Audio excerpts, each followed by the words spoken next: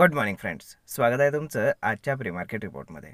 तर मग चला सुरुवात करूयात आजच्या या प्री मार्केट रिपोर्टला आणि जाणून घेऊयात की आज आपल्या स्टॉक मार्केटमध्ये काय होऊ शकतं ते. त्याआधी तुम्ही जर चॅनलवरती नवीन असाल तर चॅनलला सबस्क्राईब करायला विसरू नका आणि डिस्क्रिप्शनमध्ये लिंक आहे त्यावरती क्लिक करून आपले डीमॅट अकाउंट देखील ओपन करायला विसरू नका. तर मग चला सुरुवात करूयात आजच्या या भागाला. मित्रांनो, सगळ्यात आधी शुक्रवारी US मार्केटमध्ये काय झालं आहे ते आपण जाणून घेऊयात.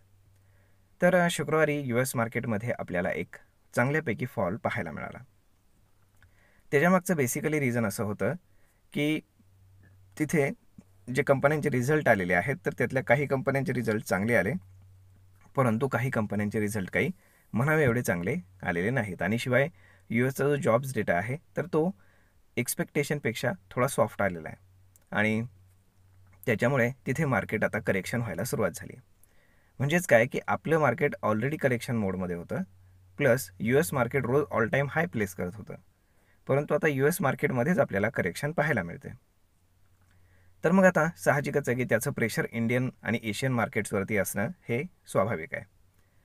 आता बाकी जर जिओपॉलिटिकल जर पाहिलं आपण तर आपण काय म्हणतो की सगळ्यांना जवळपास सगळं माहीतच आहे की US इंडियाची जी टॅरिफ डील आहे तर ती अजून चालूच आहे. त्यानंतर त्यांनी आपल्यावरती 25% टॅरिफ 1 ऑगस्टपासून इम्पोज केलेले आहेत, या सगळ्या गोष्टी. त्यानंतर आता आपल्याकडे 6 तारखेला MPCची मीटिंग आहे RBIची. तर त्यामध्ये रेट कट होईल की नाही होईल तर ते डिसाईड होईल, परंतु मोस्ट लाईकली रेट कट होणार नाही आहेत हे लक्षात असू द्या. त्यामुळे मार्केटचा त्याच्यावरती अगेन थोडासा पॉझिटिव्ह इम्पॅक्ट होणे, म्हणजे न्यूट्रल इम्पॅक्ट आपण म्हणू शकतो विथ पॉझिटिव्ह बायस. आता जर आपण USचे जर फ्युचर्स पाहिले, कारण शुक्रवारी त्यांचं मार्केट ऑलमोस्ट 2 ते 2.5% डाऊन क्लोज झालं होतं, परंतु आपले गिफ्ट निफ्टी मात्र पडलेलं नव्हतं. आता जर आपण जर फ्युचर्स पाहिले तर फ्युचर्स थोडेसे पॉझिटिव्ह ट्रेड करत आहेत, परंतु अगदी lightly with positive bias. Asian आणि जर युरोपियन मार्केट्स पाहिले तर तेही almost mix type of setup आहे. जर आपण FIs आणि DIचा डेटा जर पाहिला शुक्रवारचा तर FIsने पुन्हा एकदा सेलिंग केलेलं आहे, साधारणतः 3,500 कोटींच्या आसपास, आणि तेवढंच बाईंग हे डोमेस्टिक इन्स्टिट्यूशन्सनं केलेलं आहे. म्हणजे FIs हे सातत्यानं सेल करत आहेत. ओके, त्यामुळे एक मेजर कन्सर्न निर्माण होण्याची पॉसिबिलिटी आहे. आता जर आपण गिफ्ट निफ्टी पाहिलं तर गिफ्ट निफ्टी आपल्याला दाखवतं आहे की साधारण एक 70 ते 80 पॉईंटच्या आसपास मार्केट गॅपअप ओपन होतं आहे, परंतु मेजर प्रॉब्लेम हा आहे की तो गॅपअप सस्टेन होईल का हे पाहणं. त्याचं कारण असं की शुक्रवारी मार्केट हे एकदम बॉटम लाईनवरती क्लोज झालं होतं. साधारण एक 40-50 पॉईंट जर तिथनं खाली पकडले तर मार्केट सपोर्ट ब्रेक करण्याची पॉसिबिलिटी होती. परंतु आता जर आपण पाहिलं की पुढे जर काय होऊ शकतं तर साधारण 24,500 हा आपल्यासाठी एक चांगला सपोर्ट म्हणून काम करताना आपल्याला दिसतोय. आणि जर 24,500 जर डाऊन साईडला ब्रेक झाला तर मार्केटमध्ये एक चांगल्यापैकी फॉल आपल्याला पाहायला मिळू शकतो टुवर्ड्स द 24,000, म्हणजे साधारण 23,900 ते 24,000 याच्या दरम्यान आपल्याला पुन्हा एक चांगला सपोर्ट सापडेल.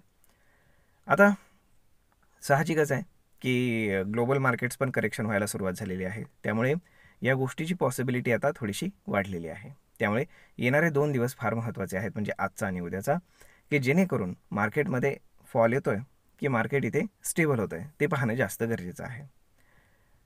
तर होप सो मार्केट स्टेबल व्हावं. परंतु जर आपण या आठवड्याची जर रेंज पाहिली ॲज अ ऑप्शन सेलर तर डाऊन साईडला 24,000, अप साईडला 25,000, तर या ठिकाणी खूप जास्त कॉल रायटिंग आणि पुट रायटिंग आपल्याला झालेलं पाहायला मिळतं.